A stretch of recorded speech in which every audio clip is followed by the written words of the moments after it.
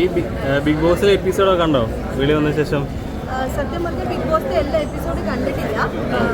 കാരണം ഇപ്പം വന്നതല്ലേ ഉള്ളൂ. അപ്പോൾ ഞാൻ കുറച്ച് ഒന്ന് ഓക്കെ ആവാനായിട്ട് വിത്ത് ഫാമിലി ആൻഡ് എൻ്റെ ഒരു മൂവി ലോകമുണ്ട്. അപ്പോൾ അതിലേക്ക്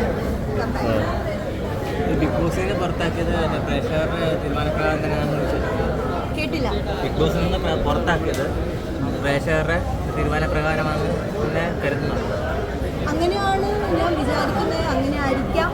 പ്രേക്ഷകരുടെ സപ്പോർട്ട് വെൽക്കം ഫീസ്റ്റ് അങ്ങനെ നോക്കിയിട്ട് നമുക്ക് അങ്ങനെ തോന്നുന്നില്ല. എല്ലാവർക്കും നല്ല സ്നേഹം, നല്ല പോസിറ്റീവ് ഫീഡ്ബാക്കാണ്.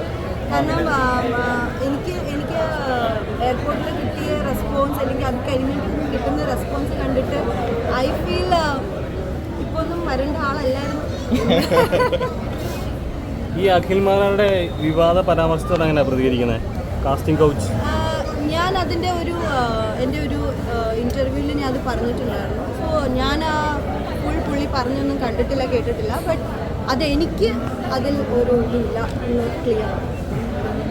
ഞാൻ ക്ലിയറാണ്. അല്ല, അങ്ങനെ ഒരു സാധ്യതയുണ്ടോ? കാസ്റ്റിംഗ് കൗച്ച് സാധ്യതയുണ്ടോ ബിഗ് ബോസിൽ?